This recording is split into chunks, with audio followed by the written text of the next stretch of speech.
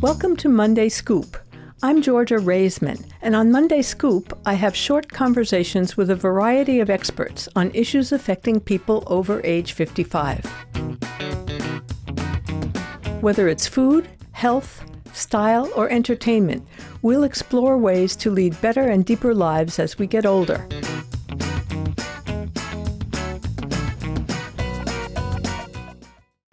Hello, this is Georgia Raisman, and this is Monday Scoop. Today I'm talking with Marsha Egan, a business coach and public speaker.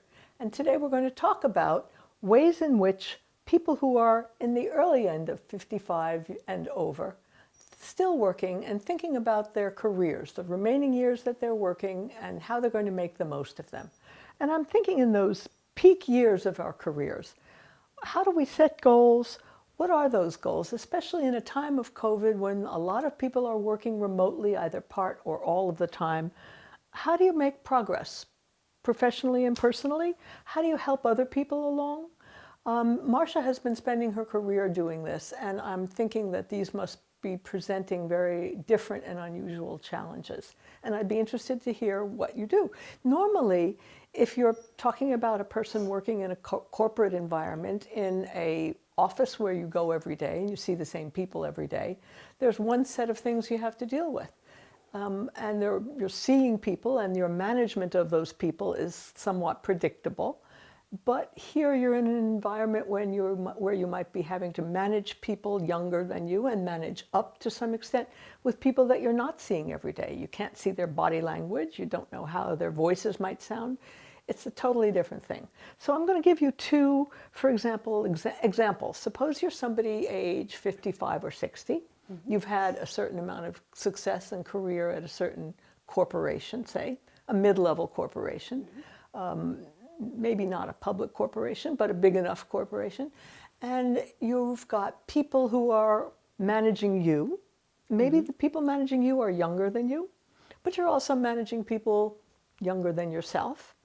And you're suddenly in this situation where you're not seeing them all every day. Are you trying to create team development for those people when you're not seeing them? When you're not with them every day? Or you're trying to make progress yourself? Or you're trying to think about who's going to take your spot in another 5 or 8 years? Say you have that kind of person and they have to retire in 10 years. I mean, I know we're through 14 different variables at you. But how do you help somebody think who's not the boss of his company, but has to think 5 or 10 years out? How do you do that when you're in a remote situation? Well, thank you for giving me only 14 different variables for me to deal with here. But the whole thing that happens with people, especially as they're starting to see the sunset of their lives, is that the reality of it becomes more and more part of their plan. When you're 55 and you know that you're supposed to retire at age 65, all of a sudden you have a 10-year window. When you're 33, people really are not thinking about that kind of thing. They're thinking about other types of goals. And for many people, their work is a majority of their lives. They spend 40, 50, 60 hours a week working, whether it's remotely or in an office. The questions are many times the same. What am I going to do next? And 65 now is kind of the new 45. People are living much longer. And so it used to be that when they got to retire when they were 65, they just decided to they thought they had 5 years left and they would just travel the world and do that kind of thing. Well, we have a very energetic older population who don't want to quit. But many times their companies will force them to quit or motivate them to quit with packages and things like that. And so many times it is the end of a chapter of their life. It's not the end of their working life, because a type A person who retires at 65 is not going to sit on the couch and eat bonbons all day. A type A person is going to find something else to do. that's why when you can see the goal, I'm a professional coach.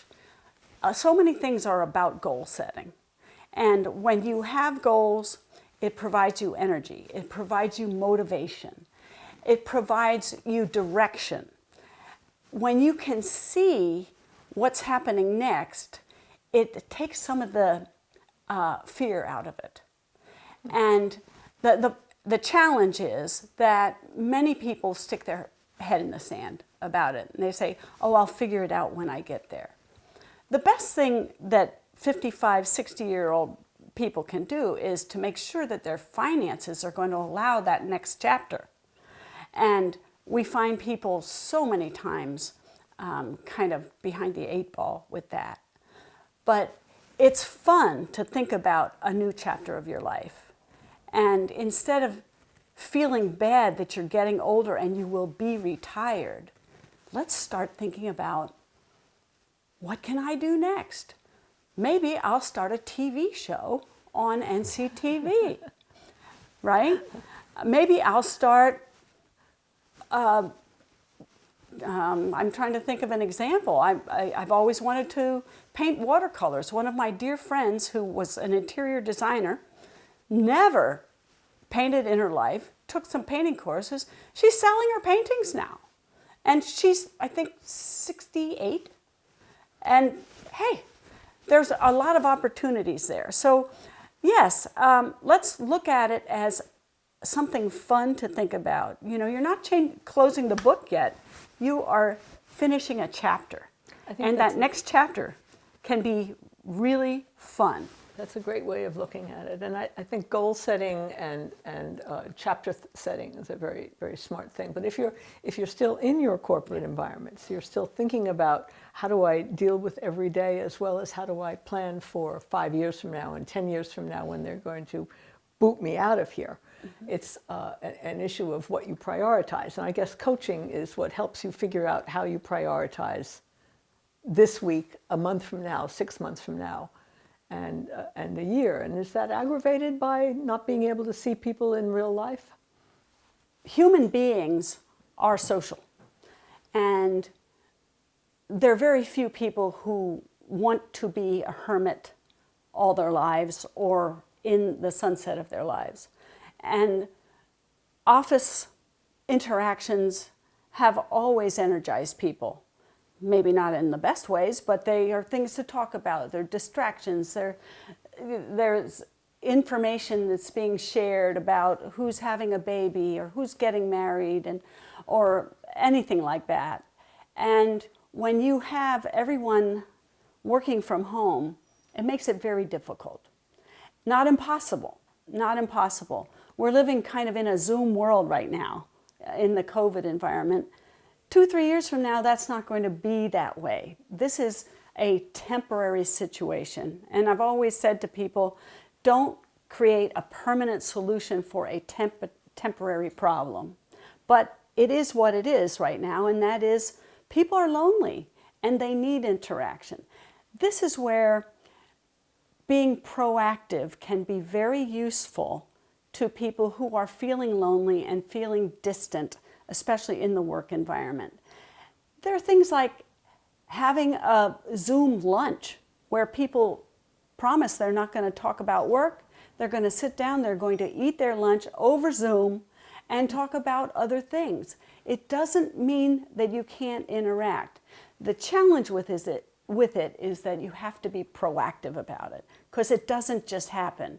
In the office, you're walking by people and you're asking, oh, what about the football game last night? Or, oh, what happened with your granddaughter? And those kinds of things don't just happen. And that can be really challenging for some people. I saw a statistic just the other day that said they believe 26% of Americans are clinically depressed right now. Oh. And that is not just older people.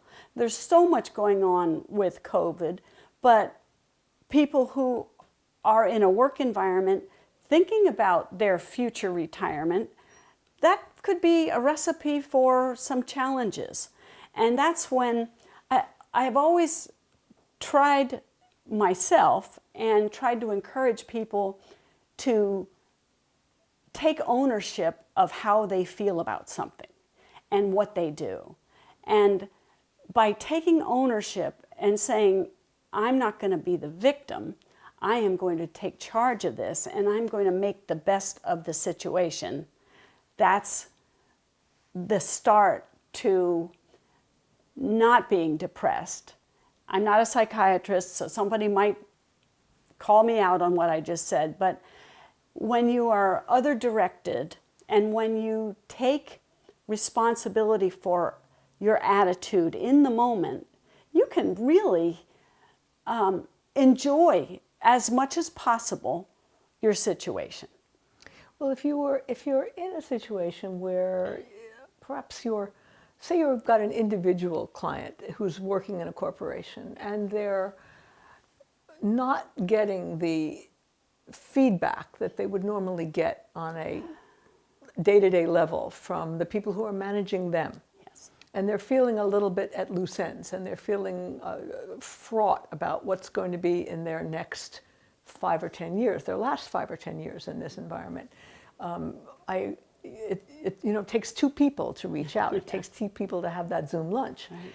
How do you help them regularize how they feel or how they're going to deal with this unfriendly physical environment? It's a nerve-wracking. I guess you try to make them deal with what they can deal with, but it's certainly a very nerve-wracking situation. You want to retire on your best terms, and yet it's not entirely up to you anymore. To the extent if you were in the office, you could create meetings, you could create, even if they're inadvertent, you could bump into somebody on purpose. Yeah. When you're not there, what do you try to get people to do instead? How does that work?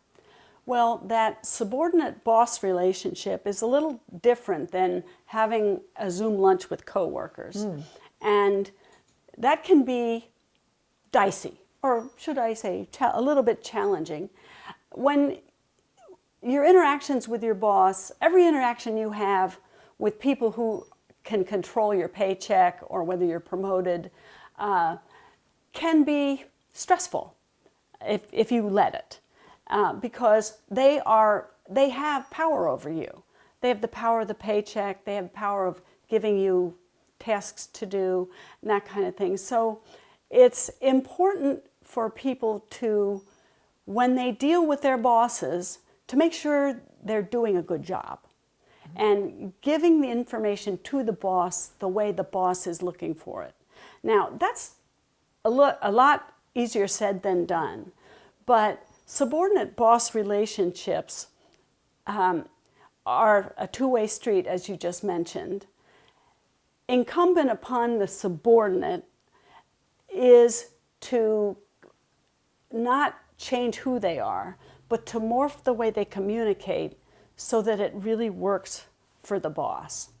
And I mean, you're absolutely right. They lose the interaction. They lose, just the telling the joke to the boss in the elevator, or the things that used to just happen. It doesn't mean that you can't still do a great job at your job. And doing well at your job can solidify your future. I don't know if that answered your question, but yeah, I think that's very helpful. And morphing your communication style is a very useful piece of advice. I think a lot of people, a lot of younger people, are resistant to that idea because they feel that's part of their individuality. This is the way I communicate. But presumably, by the time you're 55 or 60, you understand about morphing your communication style to your boss, so the message gets across, and it's not a matter of maintaining your personality. It's a matter of getting the job done in a way that's approved and your salary gets paid. And another point, and this, we were talking about this a little bit before the taping, and that is, just because you're older doesn't mean that you shouldn't stay up on technology and remain tech savvy and try to embrace the new tools to make you as efficient as possible. It's not an age thing, it's an interest thing. Right. And whether you're 20 years old or 65 years old, you can learn how to post on Instagram. Right. And you should learn. And yeah, you should learn. sure. Because as I've been talking about with a number of different people, having that skill set gives you the ability to stay in touch with people well into your older years, especially in times like this when we're not seeing the people we want to see, and when we're not able to visit socially. We can FaceTime with people, we can FaceTime with family members, we can do things with technology that we were never able to do. And in times like this with COVID, and where we're physically isolated over vacation, over holidays, it enables us to at least have some content and context and some contact with the people that we love. And it's going to be a lifesaver for those people who have those skills, and very scary for people who don't have those skills. If you were thinking about, I guess when you're thinking about somebody who's 55 or 60 and working down their years and at a company where they've had a large part in helping that company be successful, and now they're a boss of some sort, and they've got a flock of people that they supervise, some of whom may be older than they, and some of whom are younger, and they're now thinking, I'm not going to be here longer than another 5 or 10 years, and how do I make sure that my legacy, what I've built so far, how this company works so well, continues successfully. And I'm not seeing these people. I can't go into their offices every day and give them a pat on the back verbally or physically. I can't tell them what a great job they're doing. How do you encourage people to keep doing that in this era, to keep building on what they've created? One of the things that I have always admired seeing are bosses who, instead of just focusing on getting the work done, they're bosses who coach people and bring them along. And that can be so energizing for a manager or a leader, instead of just tasking people and making sure the tasks get done. That's a pure definition of management. It's leadership, which is getting to the heart of why people do things. And even in any environment, any work environment, when the boss takes the worker under their wing and says, may I coach you on that? And this is not talking about professional coaching. This is talking about leadership and managerial coaching. It's about saying, I care about you. I care enough to invest my time in what you are doing. All of a sudden, that becomes the boss's legacy. Right. And when the boss shares wisdom with the people who work with them and rewards them and tells them when they're doing something right and tweaks things when they can be fixed a little bit just so they do it better the next time, instead of making them feel awful because they screwed up. There's legacy there. And people remember working for motivational bosses. It's been fascinating to me. I've watched this over the years. I managed a whole bunch of people when I was in corporate America. Knowing what I know now, I'm sure I could have managed them much better. But just talking to the point of, you're going to be leaving, how do I leave a legacy? The legacy is in everyone you've touched. It's magnificent. I love that idea. That is an excellent idea. So then let's get back to what we spoke about at the very beginning. When you think about going forward. One of those 14 things? One of those 14 things. I think the point I liked, when you're absolutely right, is it's a very energetic group of 60-year-olds and 65-year-olds. It's absolutely true. I don't know whether this era is 45-year-olds, but certainly it's energetic. It's much healthier for the most part, putting aside COVID. And they're not people who want to just go quietly into that good night at the age of 65. So people focusing on, and you're right, people who are type A do not suddenly become couch potatoes as soon as they leave their corporate environment.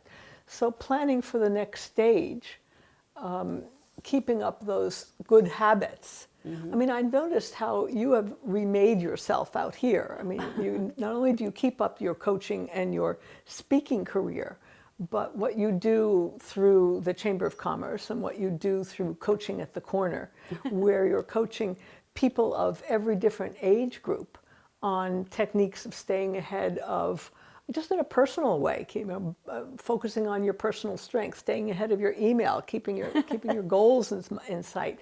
It's such a great way for you to have come out of a corporate environment into a small town and still making your life meaningful and giving people help every other week, in this year virtually, but usually in person. It's a way of telling people you can find something that you've done in your corporate life that can carry out the skills that you've acquired, or other skills you never knew you had, such as your painter friend, that you can put to use in another setting that gives your life meaning going forward. So I guess I'm thinking about that. It's hard to coach somebody on that because they don't know what they've got often until they get out there and they do it. So, well, not necessarily the case. I was in the insurance business for way too many years. I'm not going to say the number of years. Insurance was very good to me. I was very good to it. It was never my passion. When I was in the big insurance company, my passion was working with people to help them succeed. And when they got promoted, that was like a shot of morphine to my arm. It was like, I think I was probably celebrating their promotion more than they were. And that fueled me. When my husband and I decided to move to Nantucket, I couldn't work with the big insurance company anymore. And I morphed into doing workshops, doing keynote speaking, and doing individual coaching, because that was the piece of my job that really fueled me. So I didn't really mean to use myself as an example, but for those 55 to 60 to 65-year-olds who are looking towards the end of their current employment, it may not be their career, I don't know, their employment, there are strings within people's makeup that speak to their passions. And from a coaching perspective, one of the exercises that I do with my clients is I have them write down the 10 times that they felt the most energized or happiest in their lives. And to just take a quiet moment and to just write them down. And then to notice what was happening in most of those 10. Were you with people? Weren't you with people? Were you with animals? Were you, well, I was kind of coaching people. That was a common thread. And what talents do you enjoy? Another example, a very good friend of mine in the insurance business was the head of one of the divisions of a very large insurance company. He retired. He and his wife just picked up and went to Hawaii. They didn't know what they were going to do. Had no idea what they were going to do. But he picked up a camera, and 7 years later, he is now selling his photographs in Hawaii for $10,000. He just dove right into it. It was one of his many passions when he was, the president of that division, but never had time for it. So there are threads that are speaking to people now, even though they're still employed, that they can start investing in. I started my coach training while I was still employed with the big insurance company because I thought there was something that would happen. I didn't really have a plan for it, but then it came together later. I love that analogy. I love that idea that there are threads that run through what you think you enjoyed doing and were best at while you're employed, whether it's the fundamental thing you were employed for or something else. And if you look at those threads, if you're analytical enough to be able to look at those threads, or if you employ a coach to help you figure out what those threads are, you can then take those threads and weave them together into something that you could do afterwards that would be gratifying, perhaps income producing, and give you some meaning. And I think the last thing is contributing to one's community is another way of giving meaning to your ongoing life, either income producing meaning or emotional meaning. And hopefully when this COVID is behind us, whether through vaccines or treatments or whatever, we'll be able to help see that happen more and more often. But I really like that idea. Find out or think about what you're already really enjoying in your work, or if not in your work, what elements of your work you're really enjoying. And then figure out a way in which you can continue to do that after you're being paid to do it, and how that can be part of your ongoing life. That's one of the things that is really rewarding about coaching, because I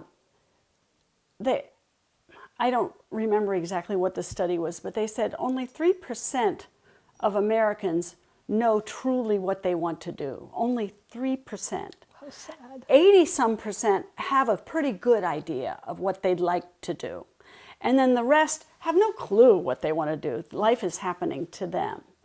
And the more clear you can become on the target, the more energy it gives you to work towards that target.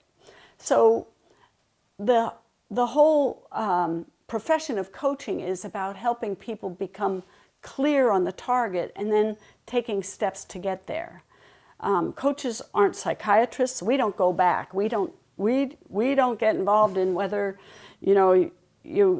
someone stole your dolly from you when you were 10 years old and it messed you up for the rest of your life.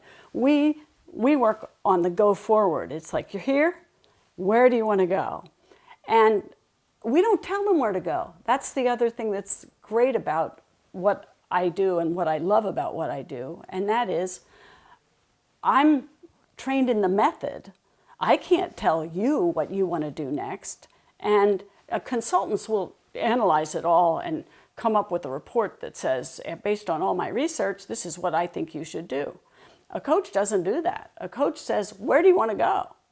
And if you say, I want to go to San Francisco, then the coach will say, well, how are you going to get there? What are your boundaries? How much money are you going to need? Let's put this into a plan, and let's be accountable. And taking it back to our subject at hand, which is how those concepts can help people kind of really embrace the next 10, 15 years of their lives, giving them clarity on their passions and giving them clarity on what they want to do, be, or have in the next 10, 15 years. It works for everybody. But it's actually, when you're seeing the sunset of your life, people can get very confused and depressed. And we don't want that. No, I like that. I like that. What you would like to do, what you'd like to be, what you'd like to have. Mm-hmm. And thinking about all those things you already enjoy doing in your work environment, and putting all of that together and for a plan for what you're going to do when you're not paid to do it. Yeah. And then see how you come out of that. Well, I think that's very, very helpful, Marsha. Thank you so much for being with me, and thank you for summarizing it so clearly. I think it's a very interesting conversation to have, and I hope it will be helpful to our listeners and watchers. I'm so happy to be here. Oh, good, good. Thank you. It's been a great pleasure. Thanks so much for joining me on this week's Monday Scoop, and we'll see you next week.